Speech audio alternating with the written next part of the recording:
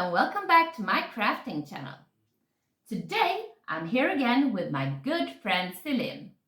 And really, a lot of things is going on at Flamingo Poke. Yes, indeed. Actually, you have been working with this project with these two long tables. They look amazing. And you've been working with the drawers. They look very amazing too. And we continue to refurbish our restaurant. For example, we had a cupboard on the wall and a cabinet with shelf on the entree. Now we got rid of those Yeah. and we ordered new ones. So we will see how they fit on our restaurant. Yeah, and we will also continue crafting. So let's dive right into it. Let's take a look at how the entrance looked before Selim removed the cabinets. Right when you walked into the restaurant, there used to be a tall cabinet on the right side of the door. A few meters further down the same wall, there was also a wall-mounted cabinet. This is how it looks now, much more open and spacious. The tall cabinet with the doors and the shelves will be replaced with a new IKEA unit. But the wall cabinet will not be replaced, which means we now have a big empty wall to work with. For that wall, my plan is to create a large piece of art using the acrylic pouring technique. In today's episode, I will also be replacing these fabric flowers with something much fresher. I'm going to use small branches from a bush on my parents' patio and stalks from a grass plant I picked myself. Now it's time to start my big project, an acrylic pouring painting. But first I show you the basic materials you need for this technique. You will need acrylic paint, pouring medium, silicone oil, a gas torch, 2 small dropper bottles for silicone oil and water, as well as plastic cups and plastic spoons. You also need a canvas. Because acrylic pouring is messy, I recommend plastic gloves and something to protect your workspace. I use plastic trash bags for that. Now it's time to start. For each color I use, I take a plastic cup.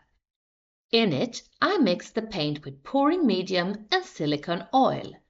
The pouring medium makes the paint more fluid, and the silicone oil is used to create cells in the paint.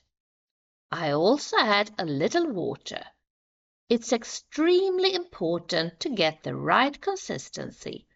Otherwise, there will be problems when trying to make the paint flow smoothly across the canvas. And very soon you will see what happens when everything goes wrong. To lift the canvas a few centimeters over my balcony floor so the paint can flow over the edges, I have placed it on a cardboard box. I have poured different layers of the mixed colors into a plastic cup. Now I'm going to flip it upside down so the paint can flow out over my canvas. But as you will see, my attempt didn't go as planned.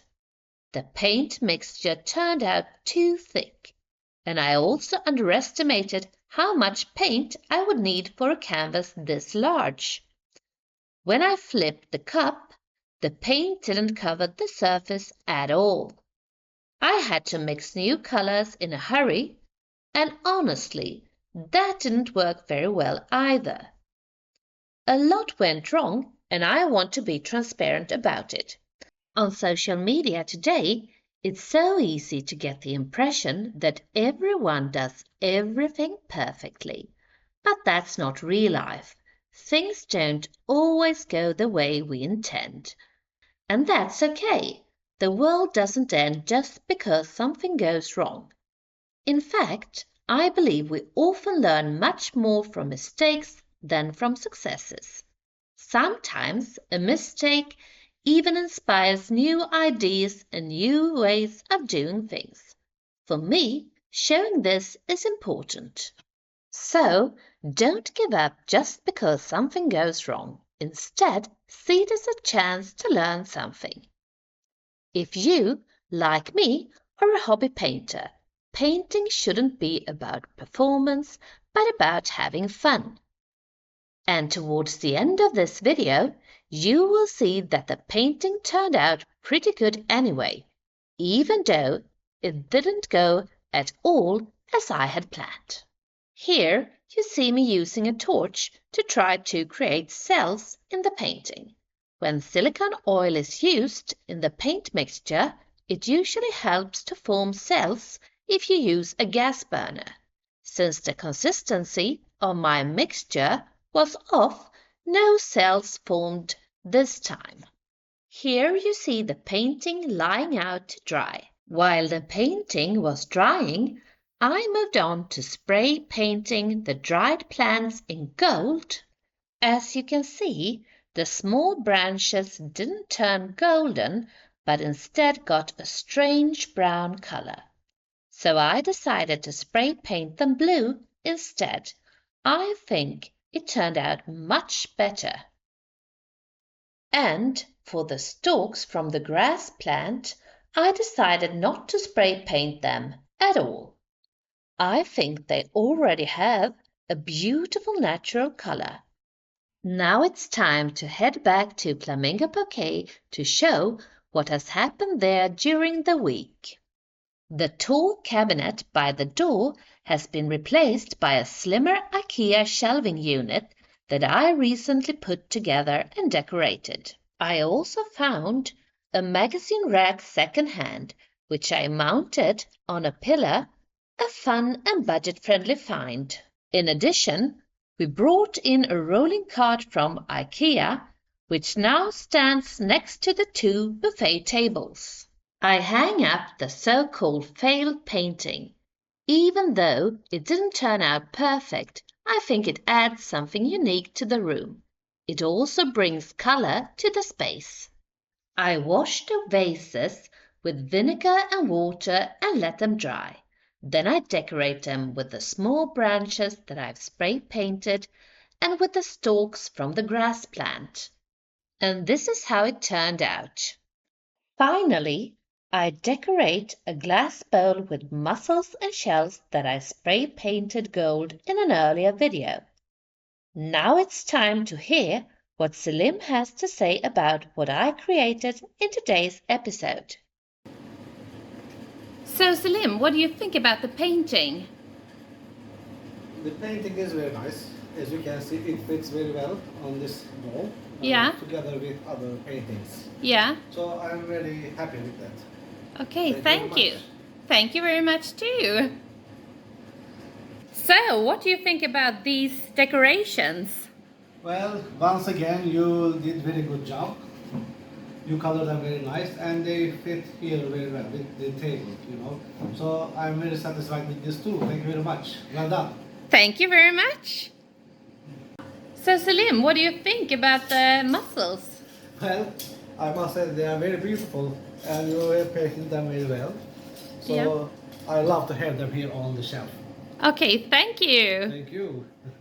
So, this is the last episode in the series when we are revamping Flamingo Bouquet. So, what do you think about the revamping? Well, I think you have done a very good job here, you know, with the drawers, flowers, paintings. So I'm very happy with that. Thank you very much. Thank you too. And also, you have bought some new furniture like the IKEA shelf. Yes, we changed the old one with the new one. Yeah. The new one fits better with our new concept. Yeah. And it's very nice too because there is some toys for the children. Yes, yes. Yeah. And some magazines and some statues and vases. So Yeah. And did you like the magazine rack that I thrifted? Yes, yes. You know, we needed something like this because we didn't have a place for all the magazines. So Yeah. it looks very nice on that wall. Yeah, yeah. For people who are waiting for the food or who are having their lunch alone, so they have some magazines to read. Yeah. So now we will show you some pictures and some videos from this series But for now, bye! Bye! Have fun crafting!